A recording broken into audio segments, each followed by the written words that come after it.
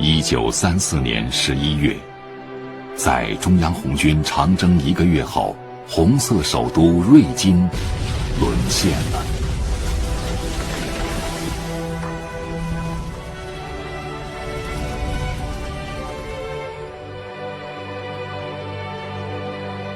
历史应该记下这特别的一笔。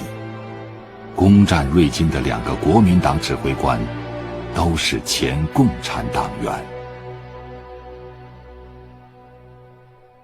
第10师师长李默安，第36师师长宋希濂。2个人都是黄埔军校第1期的毕业生，都在1925年加入中国共产党，又都在中山舰事件后退出了共产党。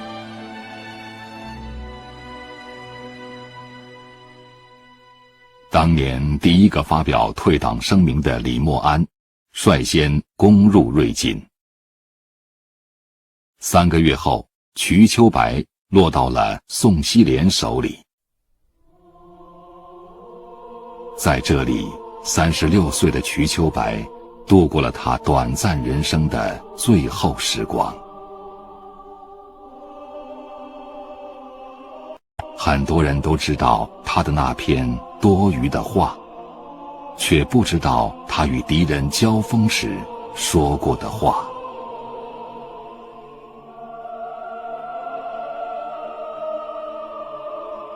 宋希濂1956年的笔供中这样记录了当年他与瞿秋白的对话：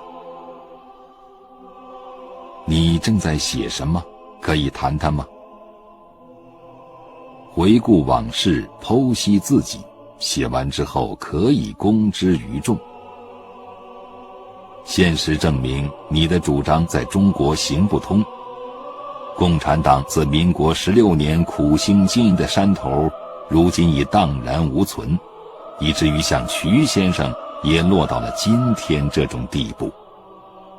时至今日，你还没有对我讲一点有关共党和匪首的有价值的情况，这对你是不利的。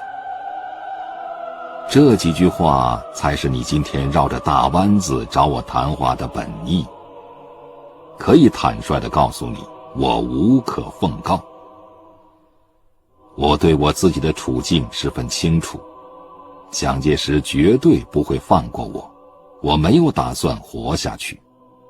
如果你想借此完成蒋介石交给你的任务，那将是徒劳的。被捕3个月后，宋希濂收到蒋介石电令，着将瞿秋白就地处决，拒报。2天后，罗汉岭下的一块草坪上，瞿秋白盘腿而坐，从容就义。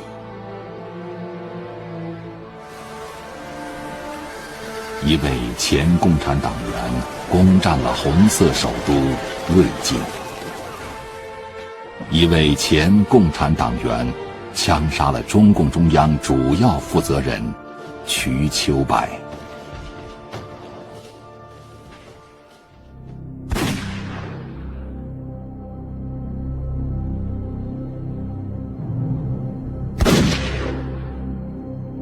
历史犹如洪钟，默默接纳，又默默展示着令人惊心动魄的善变。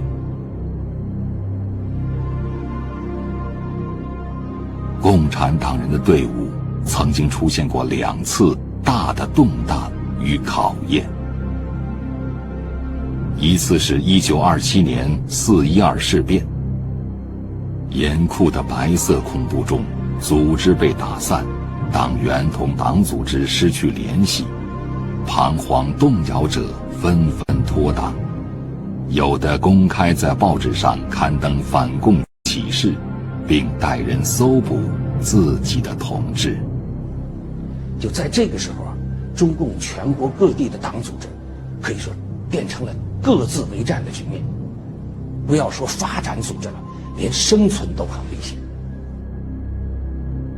另一次是1934年中央红军长征后，留守苏区的共产党人再次面临这样的局面。国民党军占领中央苏区全境，展开了分片血洗苏区的清剿。此后3年间，中央苏区145个村庄被完全摧毁，惨遭杀戮的人数达到70多万。在突围行动中牺牲的主要领导人有何书衡、瞿秋白、贺昌、梁百台、毛泽谈、李才莲、周以立、阮孝先、刘伯坚。刘伯坚给妻子的绝笔信是这样写的：12时快到了，就要上沙场，你不要伤心，望你无论如何要为中国革命努力，不要脱离革命战线，要用尽一切的力量教养3幼儿成人，继续我的光荣的事业。就要上沙场，不能再写了。我葬在大余梅关附近。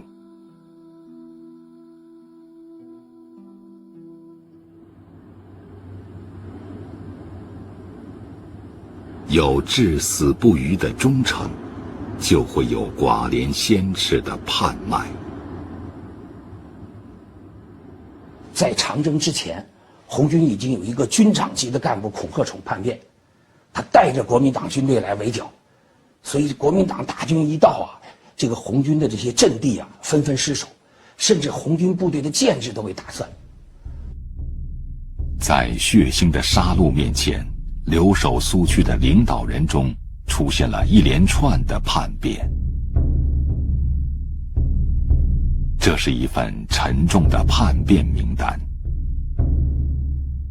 原闽北分区司令员李德胜，原瑞金红军游击司令部政委杨世珠，原闽赣分区司令员宋清泉，原湘赣省委书记兼湘赣分区政委陈洪石，原闽浙赣省委书记兼闽浙赣分区司令员曾洪义，原赣粤分区参谋长向湘林，原闽赣分区政治部主任彭佑，原红十军副军长倪宝树。所有叛变中最严重的就是中央军区参谋长龚楚的叛变。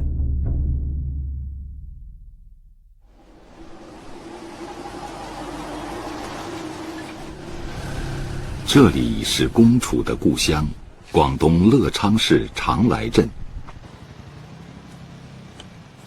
1925年入党的龚楚，曾在北疆地区搞农民运动，带领广东农军参加过北伐战争和南昌起义。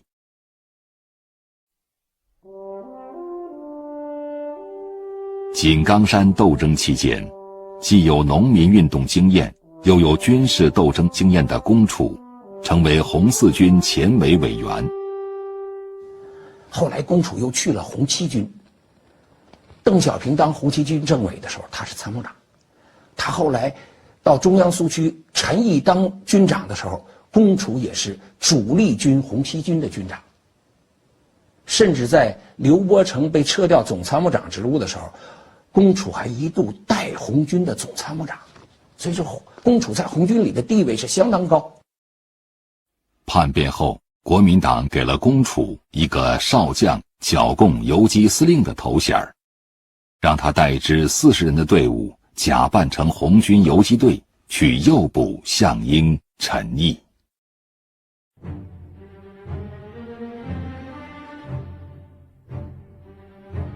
这时，项英和陈毅率苏区中央分局已撤退到了粤赣边的油山一带。南方各省的留守部队也都躲避进了深山，彼此也都失去了联系。龚楚利用这一点，托人给项英、陈毅送去一封信，要求见面。项英和陈毅看过信后非常高兴，这是进山以后第一次和外界取得的联系。但陈毅却很警觉，认为斗争残酷，人心难测，于是建议还是过一段时间再见。就是这过一段时间，使龚楚现了原形。只见信走，不见人来的龚楚害怕露出马脚，于是决定先下手。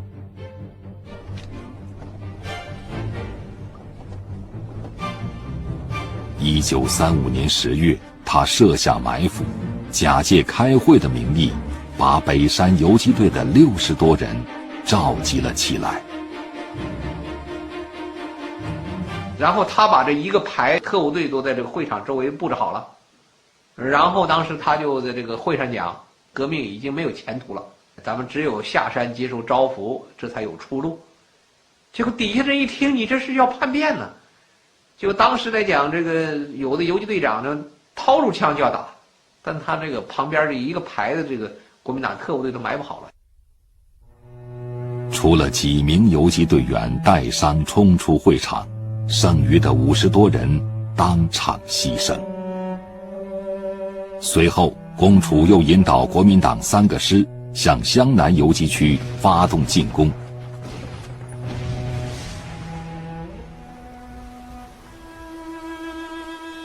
中共湘粤赣特委宣传部部长方维夏牺牲，红军游击支队队长蔡惠文重伤被俘，壮烈牺牲。今天，我们循着历史的线索，来到北山事件的现场。这个平台是一栋房子是吧？对对。上面一个平台，另一个房子。对，这是当时的那个地址啊，置身在这个历史事件的现场，令人思索的是关于忠诚与背叛这个永恒的话题。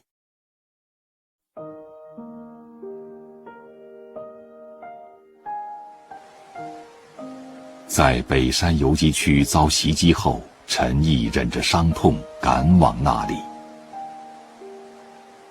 他集合起队伍，实实在在地说：游击战争，打死、病死、饿死，随时都可能发生。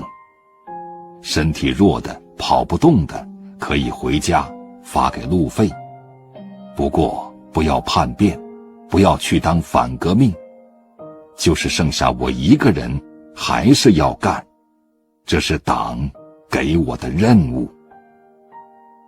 当时粤赣边特别有这么个不成文的制度，同志可以脱离革命队伍，但不能出卖同志就行。你离开革命队伍可以，但是你不要出卖我，我们都视你为革命同志。给人以火星者，必怀火炬。陈毅用自己的热血激发别人的热血。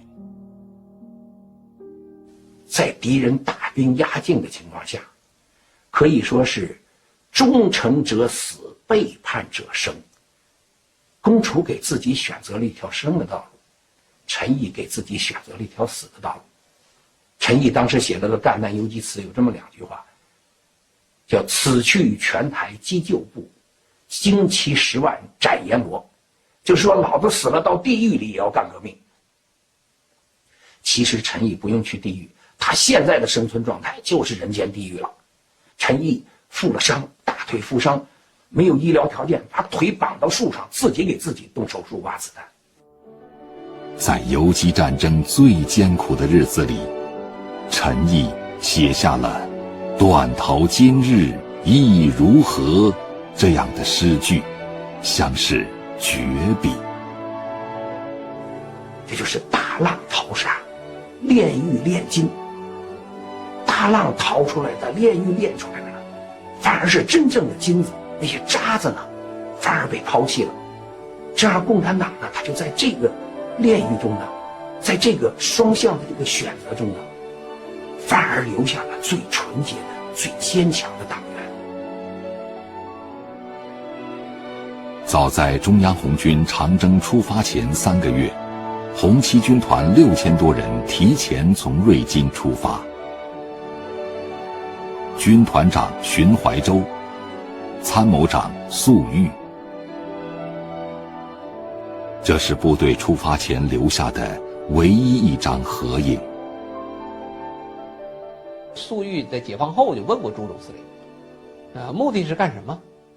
当时这个红七军团开始只有4000人，给他补充了2000新兵，才6000人，只有1000多支枪，大多数人扛着梭镖呢。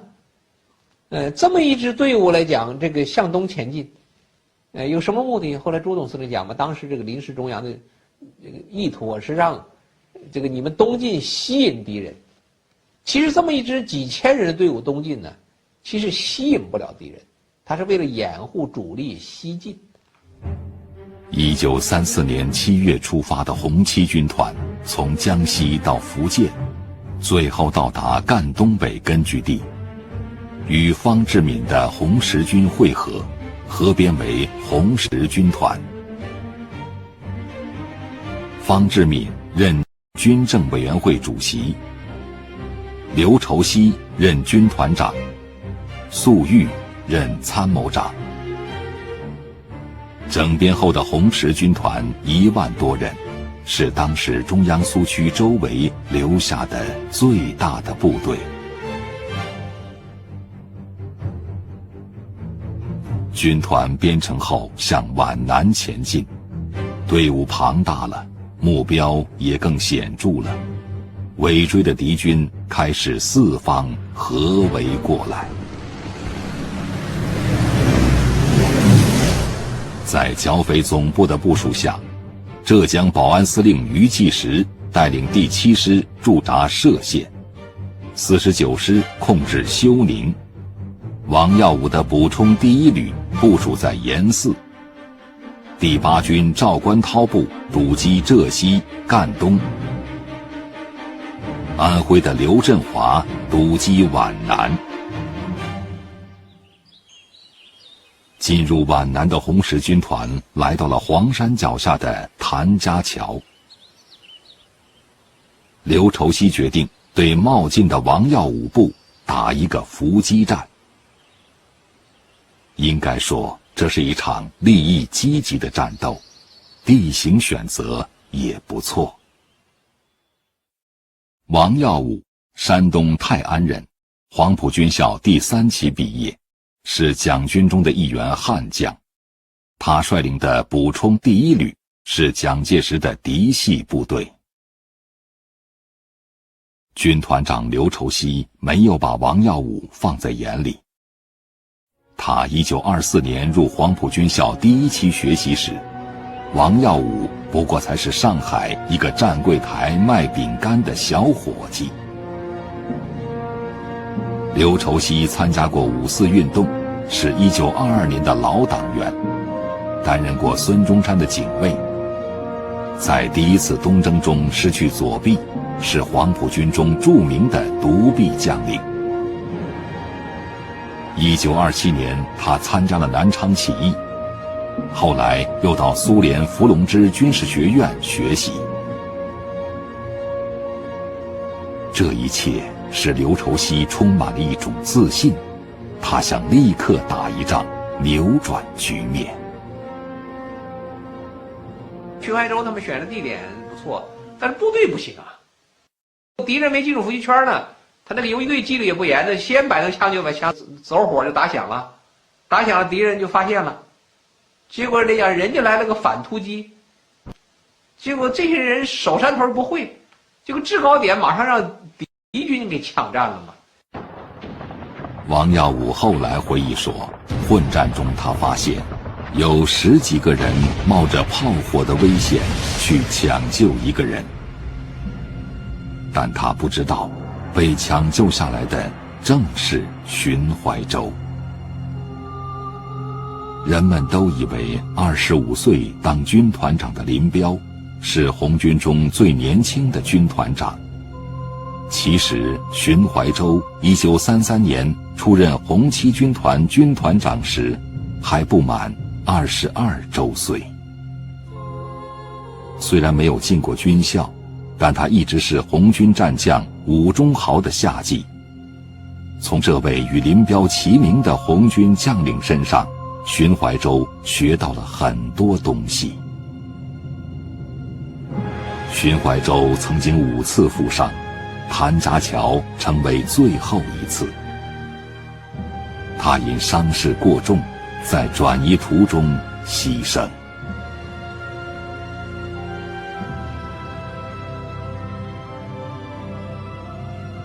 谭家桥战斗失利，皖南已经无法立足，红十军团只好选择南下，返回到江西境内。这座海拔1000多米的大山，即将成为红十军团最后的战场。将近10万国民党军队四面八方包围过来了，这个到了怀玉山这个地方被人家围住了。当时这个粟裕他们率这个800多人的先头部队，这个掩护这个方志敏的已经通过封锁线了，但是方志敏这个时候表现出了高度的责任心，就是大部队还在后面呢，这还有2-3千人在后面呢，我作为这个最高领导，我得回去找到大部队啊，要不然他可以脱险的。说他带几个人又回到包围圈里去了。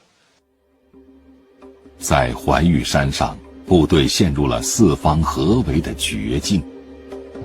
国民党第49师王耀武补充第1旅，浙江保安第1、第2纵队，第21旅独立第43旅以7倍的兵力将怀玉山层层包围。20天后，方志敏、刘畴西被俘，红十军团弹尽粮绝，全军覆没。在围剿军的军部，他们拍下了方志敏被俘后的第1张照片，时间就在被俘的当天。随后，方志敏、刘畴西被押解南昌。在南昌的豫章公园里，国民党召开了庆祝生擒方志敏大会。美联社的一位记者报道了当时的情景。公园周围都排列着警察队伍，街上架着机枪，戴着脚镣手铐而站立在铁甲车上的方志敏，其态度之激昂，使观众表示无限敬仰。周围是大队兵马戒备着。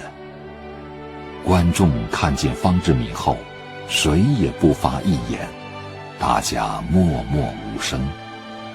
及蒋介石参谋部的官兵对此气魄昂然之囚犯，也表示无限敬佩及同情。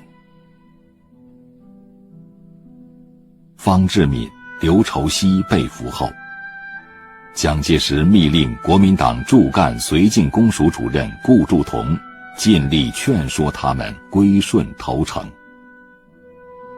特别是对黄埔1期的毕业生刘畴西，他命令顾祝同一定要特别关照，设法争取过来。因为蒋介石这个原来曾经扬言过，这个黄埔1期生都是他起家的嫡系，他不能杀。刘畴西在1期生中间是很有名的人物，独臂人物。这蒋介石专门托人，找刘畴西，你只要发表个声明，这边还可以给你官做。顾祝同是刘畴西在黄埔时的教官，他亲自劝降，同时还联络来更多的黄埔同学做工作。于是从怀玉山到上饶，从上饶到南昌，在押解方志敏、刘畴西二人的路上，劝降的人络绎不绝。仅顾祝同本人就亲自来了3次。1935年8月6日凌晨，方志敏、刘畴西被秘密杀害于南昌。在死亡的威胁和利益的诱惑面前，他们选择了自己内心的信仰。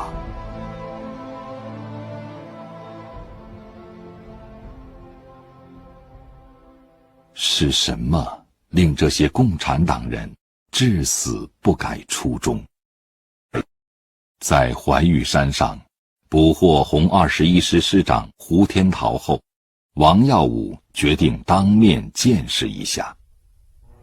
他回忆说，这位师长上身穿着3件补了许多补丁的单衣，下身穿2条破烂不堪的裤子，脚上穿着2只不同色的草鞋，干粮袋里装着一个破洋瓷碗，除此以外别无他物。他压下震惊，与胡天桃展开对话。我们对你们实行宽大及感化教育，只要你们觉悟，一样得到重用。我认为只有革命，中国才有办法。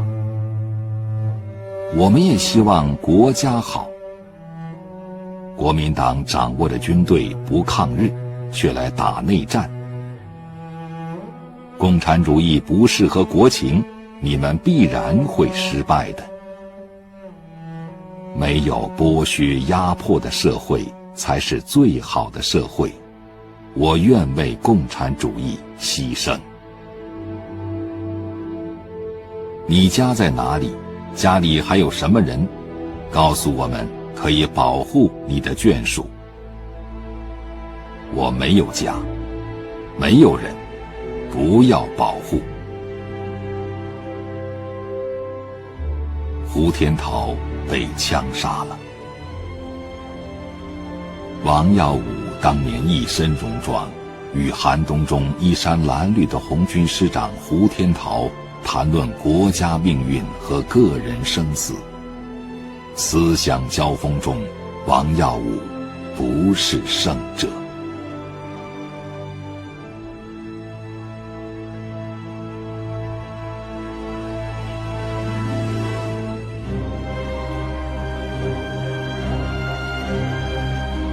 今天的怀玉山上，人们修建了一座巨大的纪念碑。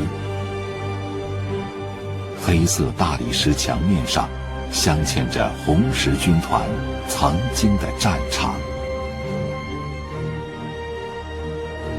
纪念碑前是方志敏的塑像，上面镌刻着他在狱中写下的文章《清贫》。他说，我从事革命斗争已经10余年了，在这长期的奋斗中，我一向是过着朴素的生活。清贫、洁白、朴素的生活，正是我们革命者能够战胜许多困难的地方。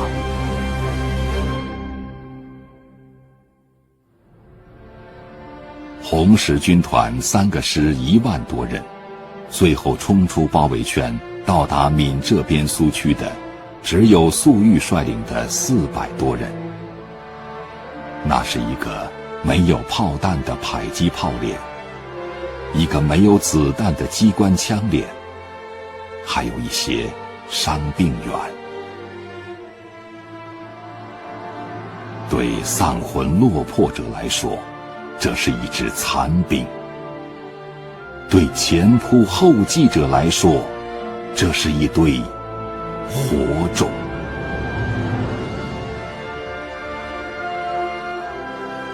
以这支突围部队为基础，迅速组成的挺进师，在闽浙交界的大山里战斗了3年。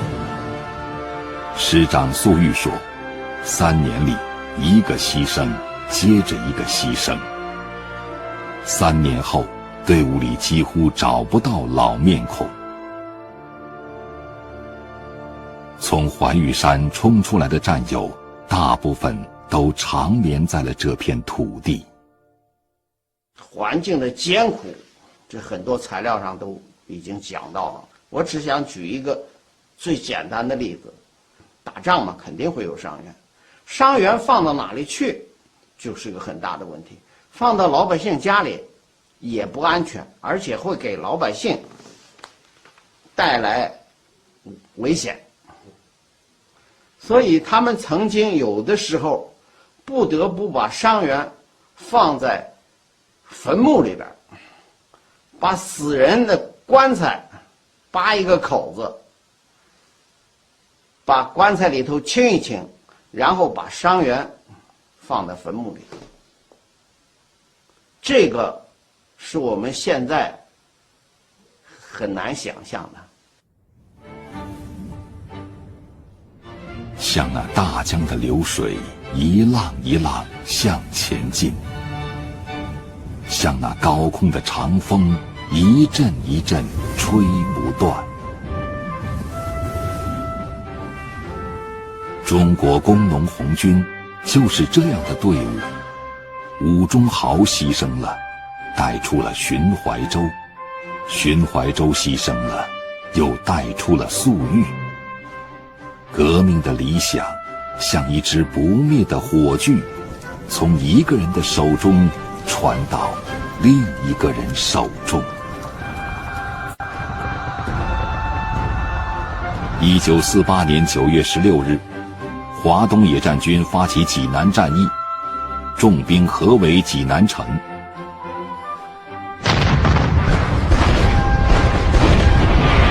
以济南战役为转折点，人民解放军与国民党军开始了惊天动地的战略决战。指挥15个纵队、32万大军发起济南战役的，是华东野战军代司令兼政委，当年从怀玉山冲出去的红十军团参谋长粟裕。率14个旅、10万守军防守济南城的，是国民党山东省主席兼第2绥靖区司令官，当年追击红十军团的补充第1旅旅长王耀武。14年前的生死对手再度交锋。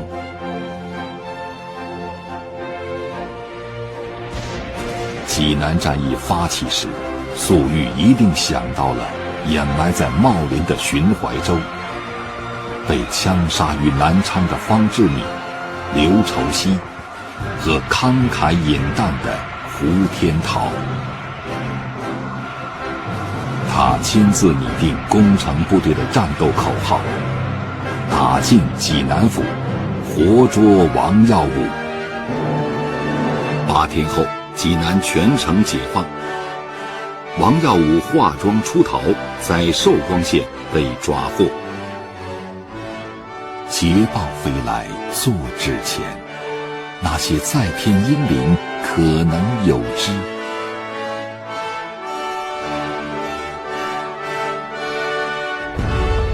1949年4月，中国人民解放军发动渡江战役，长江以南的国民党统治区相继解放。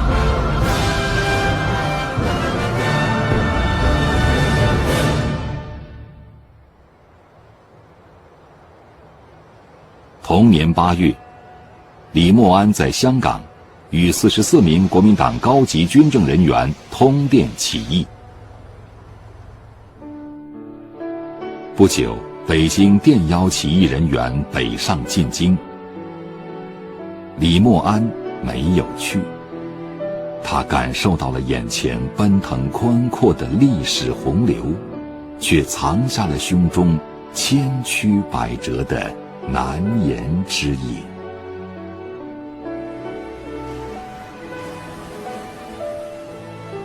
台湾他也去不成，在香港就遭到了蒋介石的通缉，后来又移居阿根廷，移居美国。1990年回到大陆定居。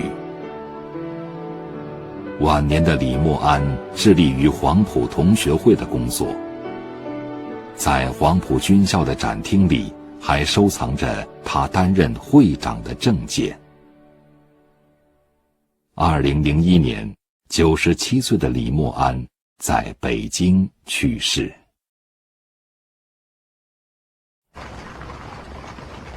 1949年11月，宋希濂带着残余的部队向西南逃窜，刚刚渡过大渡河，就被解放军包围俘虏了。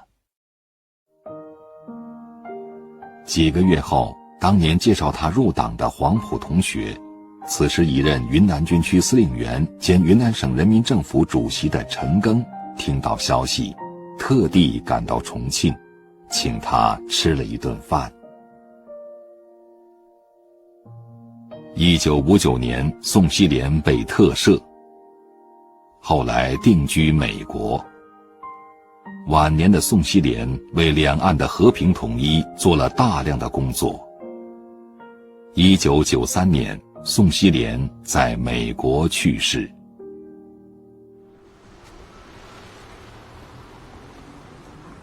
1990年夏天，广东乐昌长来镇，悄悄地来了一位年过90、双目失明的老人。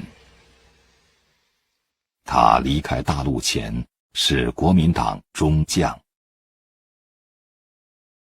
中国大陆改革开放10几年了，国民党内地位比他高的人来来去去的很多，谁也不像他这么谨慎多虑。他就是当年的叛徒龚楚。龚楚后来在国民党里边最高混到了中将，在解放战争的时候呢，当的韶关保安司令，蒋介石败退台湾也没有带他。降将可纳，叛徒难容。这一点龚楚倒是十分清楚。他逃往香港，后来他又去了美国。龚楚像片落叶，身居海外，却一直紧紧盯着那片布满他喜怒哀乐的土地，一直盯到双目失明，一直等到最高人民法院宣布不再追究原国民党军政人员刑事责任，才下了回乡的决心。家乡接纳了他，当地人给他修了一栋2层楼房。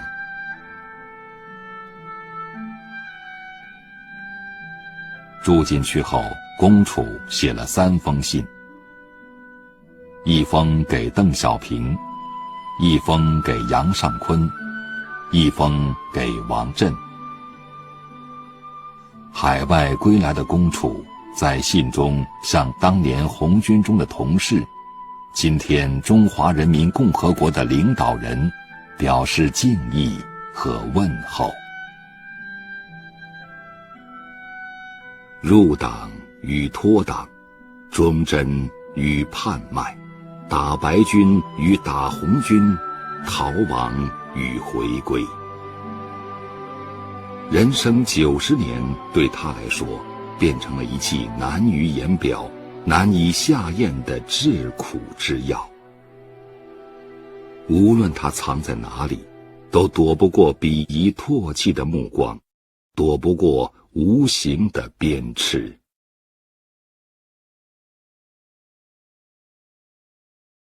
1995年夏天，95岁的龚楚去世。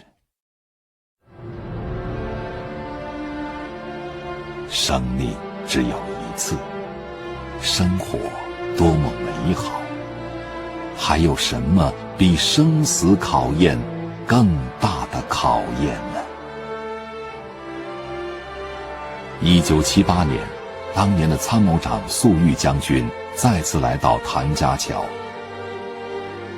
面对满目青山，潸然泪下。他说：“我死后，要和牺牲的战友们长眠在一起。”几年后，粟裕在北京病逝。他要求呢，就是他死了以后，把他骨灰撒在他曾经频繁战斗过的8个省市，要和长眠在那里的战友们在一起。这是他的这个愿望，我们按他这个愿望，就是给他撒在这么多地方。生前，粟裕曾抒怀：“松苍赶下云蒸丽，草尽何惧疾风寒。生死沉浮寻常事，乐将宏愿赴青山。”